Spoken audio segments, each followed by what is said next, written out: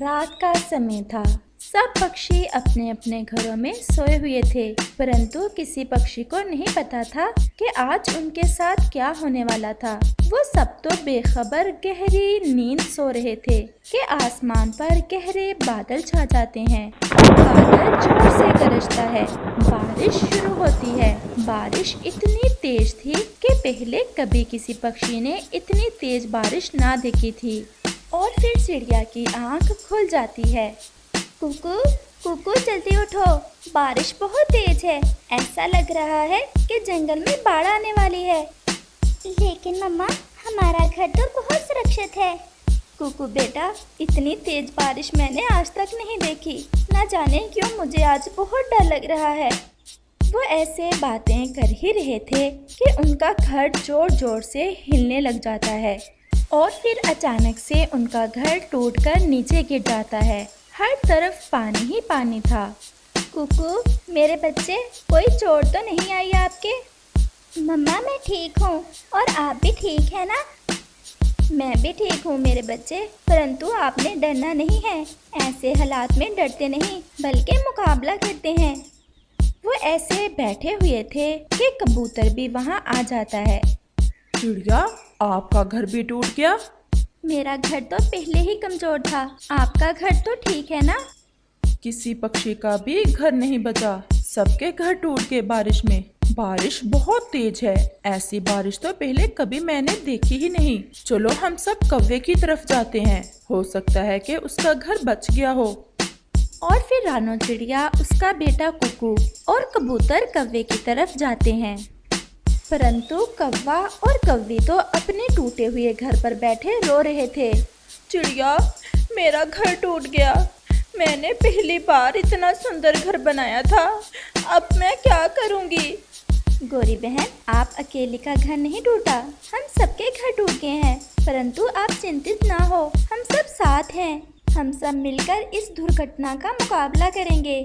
आज की रात हम यहीं बैठकर गुजारते हैं और फिर सुबह होते ही कोई उपाय सोचेंगे। वो सब ऐसे ही कौवे के टूटे हुए घर पर बैठकर रात गुजारते हैं। काफी समय बारिश होने के बाद बारिश रुक जाती है और फिर सुबह हो जाती है।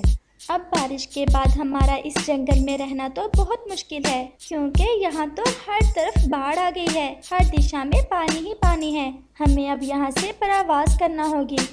चिड़िया, हम पूर्व वाले जंगल की दिशा में जाते हैं। वहाँ बहार का मौसम चल रहा है और वहाँ भोजन की भी कोई कमी नहीं है। हम भी आपके साथ ही हैं, क्योंकि यहाँ नए घर बनाने से बेहतर है कि हम यहाँ से चले जाते हैं। और फिर वो सब दूसरे जंगल जाने के लिए उड़ते हैं। चिड़िया का बेटा उड़ता तो था, लेकिन उसने अभी नया नया उड़ना सीखा था, इसलिए थोड़ी ही दूर जाकर वो थक जाता है। मम्मा मम्मा, मेरे पंखों में बहुत दर्द होने लगा है, मुझसे और उड़ा नहीं जा रहा। और फिर चिड़िया कुकू को अपने ऊपर बैठा लेती है। वो उड़े जा रहे थे, सफर अभी काफी ज्यादा बाकी था और फिर वो सब थक जाते हैं और एक पेड़ पर बैठ जाते हैं। अच्छी भली जिंदगी गुजार रहे थे, न जाने ये मुसीबतें कहाँ से हमारे भाग्य में आ गईं। मुझे तो भूख भी बहुत ज्यादा लगी हुई है। आप सब देखना, चाहे जितना भी अंधेरा हो, उसके बाद रोशनी जरूर होती है। मम्मा मम्मा, मेरे शरीर में बहुत दर्द हो रहा है। और फिर जैसे ही चिड़िया कुकू को पंख लगाती है, उसका शरीर तो जल रहा था, उसे तो तेज बुखार था। हाय रे भगवान, कुकू को तो तेज बुखार है, इसका शरीर तो जल रहा है। चिड़िया, अगला सफर शुरू करने से पहले हमें कुकू को बुखार दूर करने वाली जड़ी बूटी का रस पिलाना होगा। चिड़िया, गोरी तुम्हारे पास ही है। मैं और कबूतर जाते हैं और इस जंगल में बुखार दूर करने वाली जड़ी बूटी की खोज करते हैं। मुझे उस बूटी की अच्छे से पहचान है। कौवे भैया, जल्दी आना। और फिर कौवा और कबूतर वहाँ से चले जाते हैं। वो तो उस जंगल से भी अनजान थे, इसलिए उन्हें अच्छे से नहीं पता था कि उन्हें वो बूटी कहाँ से मिलेगी। वो सारे जंगल में उड़ते हैं और फिर उन्हें एक बड़े पेड़ पर एक पुराना घर दिखाई देता है और वो दोनों उस घर की तरफ जाते हैं। कबूतर यार, देखते हैं इस घर में कौन रहता है, शायद वो हमारी मदद कर दे।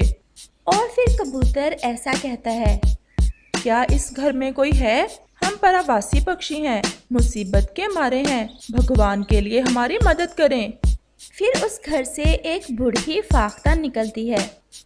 कबूतर और कव्वे, क्यों इतने परेशान हो और क्या हुआ है? बड़ी माँ जी, हमारे घर बारिश में टूट गए हैं, हम भूखे भी हैं और हमारे साथ जो चिड़िया है उसके बेटे को तेज बुखार है, कुछ समझ नहीं आ रहा, हम क्या करें? अब तो शाम भी होने वाली है, आप मेरे घर में रात गुजार सकते हो, मैं आप सबको खाना भी दूंगी और मोहब्बत भी। कव्वे, आप जाएं और चिड़िया और दूसरे पक्षियों को भी साथ ले आएं। ये तो आपका बड़ा एहसान होगा हम सब पर। जाओ कव्वे, गोरी और चिड़िया को भी ले आओ। बेहतर यही है हम रात यहीं गुजार लेते हैं और फिर कल सूरज निकलने पर अगला सफर शुरू करेंगे। और फिर कौवा दूसरे पक्षियों को लेने चला जाता है।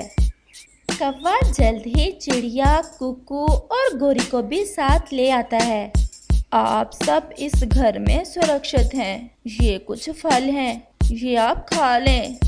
माँ जी, मेरे बेटे को तेज बुखार है और हमें कहीं से भी बुखार दूर करने वाली बूटी का रस नहीं मिला, मेरे बेटे का शरीर जल रहा है। मैं अभी इस छोटे बच्चे को दवा देती हूँ, मेरे पास दवा है। और फिर बूढ़ी फाख्ता कुकू के मुंह में 2 कतरे बुखार दूर करने वाले रस के डालती है। माँ जी, आप बहुत अच्छी हो। मैं आप सबकी परेशानी समझ सकती हूँ, क्योंकि मैंने भी ऐसे दुख देखे हैं। माँ जी, आप अकेले ही रहती हैं, कोई और नहीं है आपके परिवार में? बूढ़ी फाख्ता तो रोने लग जाती है। मेरा बेटा, मेरी बहू और मेरा पोता सब मार दिए जालिमों ने, उनका क्या कसूर था? बस यही कि उन्होंने किसी की मकई से चंद दाने खा लिए थे। ये सुनकर वो सब दुखी हो जाते हैं। कुकू का बुखार अब ठीक था, वो सब फल खा लेते हैं और फिर बातें करते करते सो जाते हैं। और फिर सुबह हो जाती है। अगर आपकी इच्छा हो तो आप मेरे साथ इसी घर में भी रह सकते हैं। आपका बहुत बहुत धन्यवाद माँ जी, परंतु हमें पूर्व वाले जंगल जाना है, वहाँ हमारे और भी दोस्त हैं और हमने सुना है वहाँ बहार का मौसम चल रहा है। जब कभी यहाँ से गुजरना तो देखते जाना, अगर मैं जिंदा हुई तो मिलते जाना मुझसे। और फिर वो सब वहाँ से चले जाते हैं। उस फाख्ता ने जो प्यार उन्हें दिया था उसे वो कभी नहीं भुला सकेंगे। आखिरकार वो सब पूर्व वाले जंगल पहुँच जाते हैं। वहाँ तो हर तरफ पक्षियों के संगीतों की आवाज़ें आ रही थीं। हर तरफ फूल ही फूल थे और फल ही फल, सब बहुत खुश थे। आप सबका इस नए जंगल में स्वागत है। कहाँ से आए हैं आप? हम पहाड़ों वाले जंगल से आए हैं। बहुत मुसीबत देखी है हमने, हमारे घर टूट गए। परंतु अब आपके सब दुख मिट गए हैं। वो सामने जो बड़े पेड़ हैं, आप वहाँ अपने घर बना सकते हैं और यहाँ किसी चीज़ की कोई कमी नहीं है। गोरी बहन, आपने देखा कि भगवान ने कैसे हमें अंधेरे के बाद रोशनी दिखाई। अब हम अपने सारे दुख भूल जाएंगे। और फिर वो सब उस जंगल में अपने अपने घर बनाकर रहने लगते हैं। वो सब बहुत खुश थे क्योंकि अब उनके दुख खत्म हो चुके थे। प्यारे दोस्तों, क्या आप बता सकते हैं कि सफ़र के दौरान किस पक्षी को बुखार हुआ था? हमें आपके कमेंट का इंतज़ार रहेगा।